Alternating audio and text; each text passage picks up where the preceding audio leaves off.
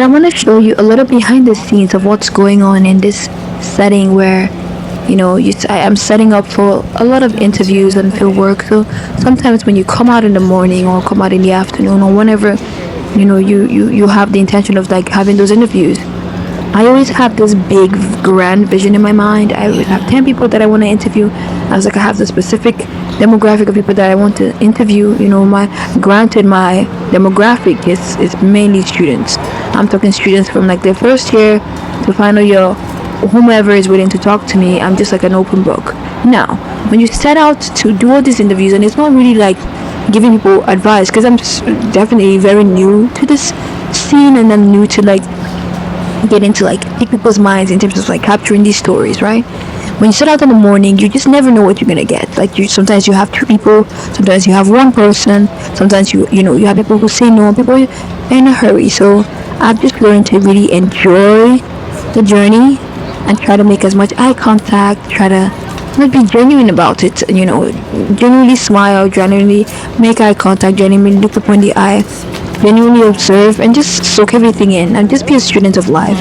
Because I think that I don't really let like the disappointments kind of weigh me down a little bit, but I try to just like say, I know there's something that's I'm gonna learn today, I'm gonna learn about people's stories.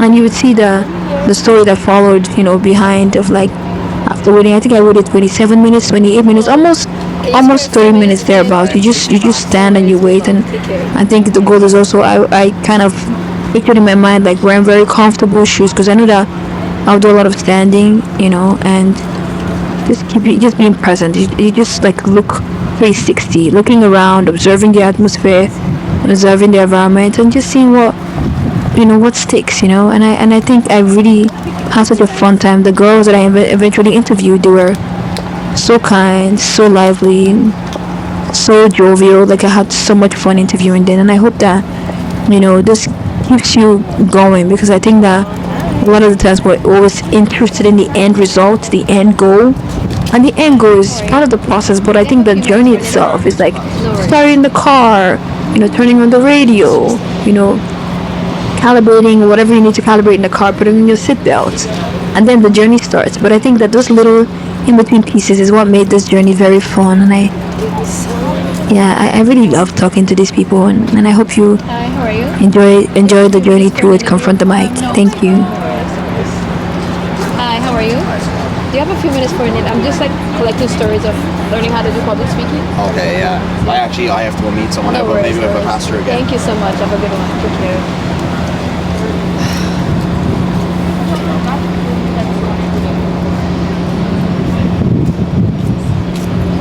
Hello. Hi, do you guys have a few minutes for a quick interview? I really don't. I have a meeting in 10 minutes. I'm just learning how to collect stories about public speaking and asking people if public speakers are born or are they made. So it's either way. I mean, you can, but I It's gotta okay. go. It's okay. No worries. You're volunteering her for my interview, right? Interviewing students. That's what I'm thinking. And I have a mic and everything, and I have a camera.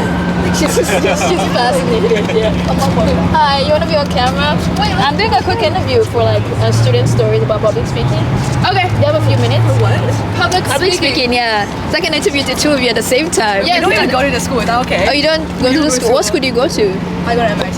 MIT, okay. What school I do go you to Tufts. Oh, sure. It's a cool, yeah, absolutely. So I'm just gonna be respectful of your time. So I'll have a channel called Confront the Mic. So I'm just asking stories. What do you think if public speakers are they born or are they made? And then we'll go from there. So I'm just gonna try to kind of give you a short interview. So I'm gonna interview the both of you. Is that okay? Yeah. Okay. Awesome. Yes, absolutely. 2 for 1. That's awesome. Yeah. So yeah, go for it. Eat your donuts, drink your water, whatever you need to do. Yeah. So my name is Chiwendu Olivia. I'm Nigerian. So I've always been very curious about like public speakers. So you have amazing public speakers. You have people. You have. For example, I always think of Martin Luther, the guy who's very galvanized a lot of like social justice and spoke up for people who didn't have a voice. And then you have people growing up as kids, they're very shy. And then you have kids who are very loud and they have high energy and they talk a lot.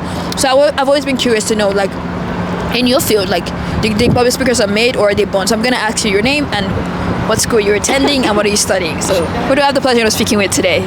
My name is Laura and I go to MIT. That's awesome. What do you study? I study math and CS. That's so cool. Okay, who do I have the pleasure of speaking with today? I'm Morgan. I go to Tufts, and I don't know what I'm studying, but I'm going to school. It's right your first year, right? Yeah. You're still. I think you have an option of like trying to decide what you're gonna major in. Yeah. now. Yeah. Yeah, but that's I haven't awesome. decided yet. Okay. What do you enjoy doing? Just curious. Yeah. I enjoy doing art, but my mom wants me to do pre-med. But at some point you're gonna figure it out. So that's the fun. That's the fun part. So there's no pressure. Yeah. Because I also did architecture, and I'm also still figuring out a lot of things. So there's always room to like refine and grow and figure out what you love. I've always loved storytelling. Hence this is what I'm doing now. So do you think public speakers are born or are they made? I think it's like a combination of both. Like, you could be like really shy and then like learn to do public speaking, but then like I don't think like people who are like actually really good public speakers, I think that's born.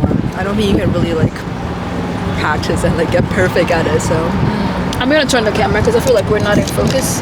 Is that okay? Okay, awesome. Okay, what do you think? Are they born or are they made? Oh my god, I was like so shy when I was a kid. And yes, that was literally what everyone said about me. I was like shy, and then my mom like forced me to go with this like guy who was like public speaking, and he forced me to stand on top of a chair and then tell the whole classroom about my dream, and then that sort of made me like extroverted because I was standing on chairs a lot. That's awesome. Yeah. How long did that go on for? Did you as a kid? Like I did like public speaking for like 2 or 3 years, and I started debating, and then that was like basically my elementary school life because I was learning English and public speaking at the same time, and then that's what turned me into me right now, I guess. like, honestly, same. Like when I was a kid, my parents were like, "Oh my gosh, she's so shy. She's never gonna amount to anything because you won't talk to people." But then I started doing public speaking, and I was like, "Okay, it's not that hard." But like, I don't know. I don't think I'm that good of a public speaker. I just like it doesn't scare me anymore. I think you're amazing. You're bold enough to step to the mic, so you're good. You're good. Yeah. So my second question is, or my third question is, in your field, you say you're at MIT. You study mathematics and CS, CS. What does CS mean? computer science. Computer science. Yes. Yeah. I didn't know that. You're finding out about your friend, like you're knowing things about her from a stranger. It's okay. So in your field, you said computer science and mathematics. What does public speaking look like for you guys? Is it a lot of boards, a lot of behind the camera? Do you do like presentations in front of a massive class? Like, what does it look like for you guys in this semester that you're in right now? I think it's just like us presenting our findings, and it's like honestly, it's like I don't know. I feel like it's the easiest type of public speaking because you're just like saying like we did, and like I don't know. Maybe it's because people in my field are not good at public speaking, so like it's just easier for me. It's like, you know, like it's the contrast. Okay. Like maybe if you put me in like a humanities crowd, I'm like, oh, she's just like a normal person doing public speaking. But if you put me in like presenting my findings, and they're like, oh my god, how is she so confident? You know. That means you're in your element, right? You're very excited about what you're doing. Yeah. I'm excited about math. I'm good at pretending I'm really passionate about my things. Okay, I'm also curious. Like you said, you love. What did you say? You love doing art. Art, yeah. So in terms of like, you did art a lot in high school, right? Yeah. What did that look like for you? Because I know you're deciding your major, so I'm not gonna put you on the spot. So like, in terms of like your presentations as an artist, like what medium did you use to tell your story? Was public speaking like you're gonna show your work in front of a massive class? Like what did that look like for you in high school before college? I still do art in college, but like art is just like about like telling your ideas and why you do it, but then I guess kind of like, I don't know if it's the same with math, but then you have to like face criticism from your audience because like you have to have crits all the time. Like basically all of our classes are just crits, and then you have to like present your work to everyone and to like a lot of different people, and then hear their feedback on like what you're doing. And but, like you have to like know what you're talking about and like why you're doing it, because then you'll seem like really ingenuine. But like if you're an artist who made those pieces, then you should know like why you made it and then like how you made it. So it's like I don't know, it comes pretty naturally for me that I just like talk about like what I did, Process. Of Yeah. The journey of the arts. and like why I did it. What kind of art do you make? Do you make like canvas art with oil painting? Do you make like sculptures? Do you make like pencil drawings? What does your medium look like for your storytelling?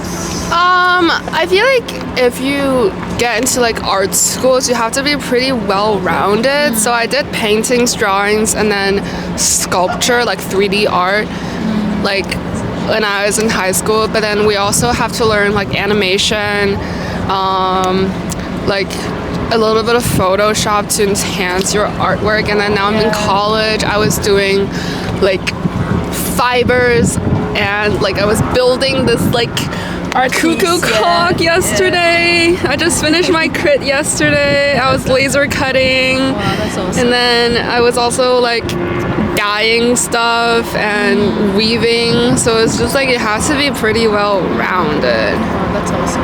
Yeah. Okay, I'm gonna figure out how to pivot this question. So I'm curious as to know, like, in your journey, like you've looked at movies, you've looked at music.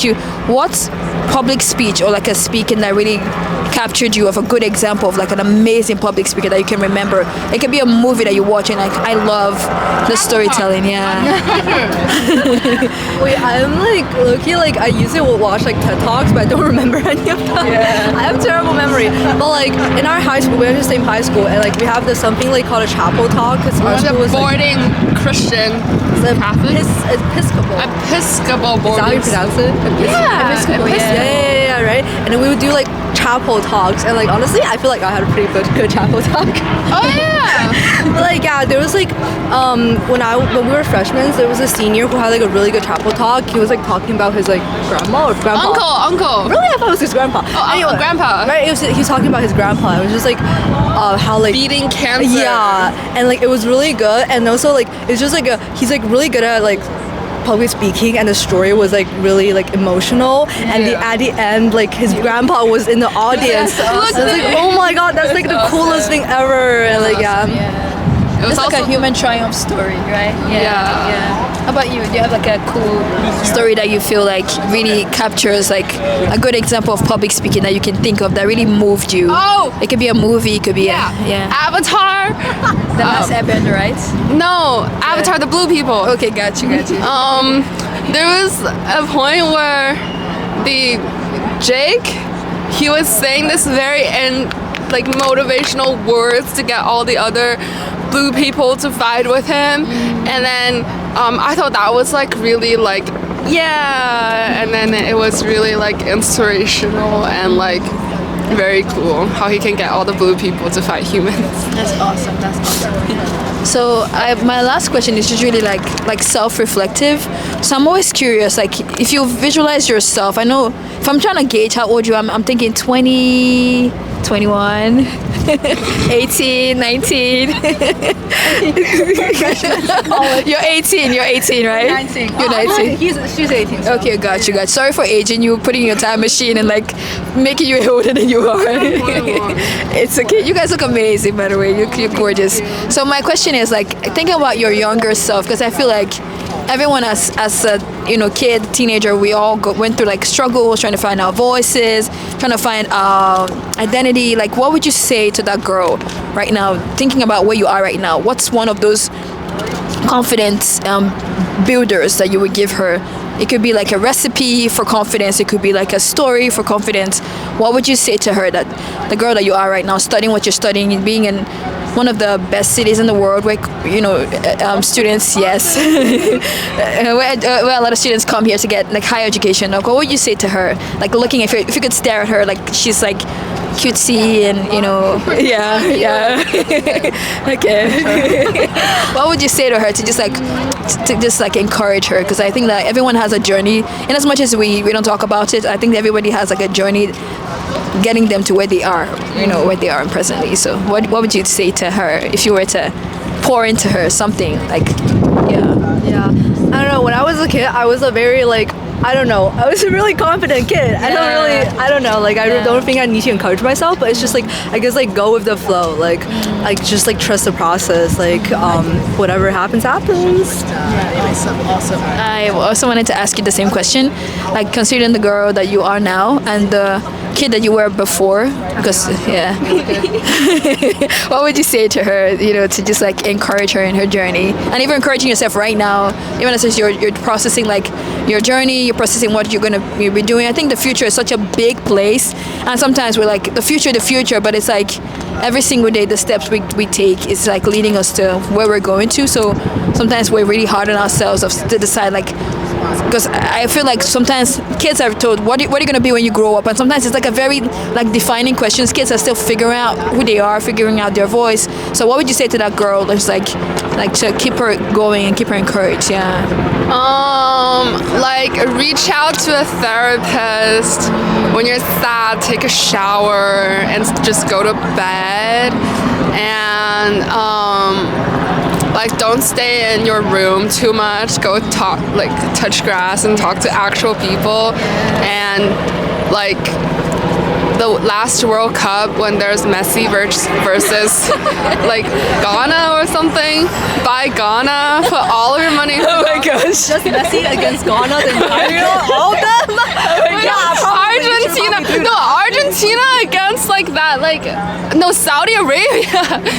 Put all of your money into Saudi Arabia, invest in Nvidia, and Oh my gosh, Super Bowl! Don't bet on Patriots. yes, like do all of that. Like focus on mental health and get rich. That's awesome. That's awesome. Well, who do I have the pleasure to have spoken with today?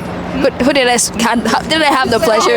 Your name? Yes, your name. My name is Laura. Laura, awesome. And then Or Morgan. Morgan. It's been such a blessing to talk to you guys. I wish you all the best in your future. I'm excited about what your artwork is gonna look like in the future. Like really good. amazing pieces. Are you giving up art to become a doctor? Yeah, but just like enjoy the process. Don't be too hard on yourself. I think you're on a journey and you're gonna be fine. That's what I think, and I think that it's such an honor to actually speak to you guys. You guys are like so much positive energy and such joy to be around. Yeah. Thank you so much, guys. Thank you for stopping by. Have a good one. Take care. Bye.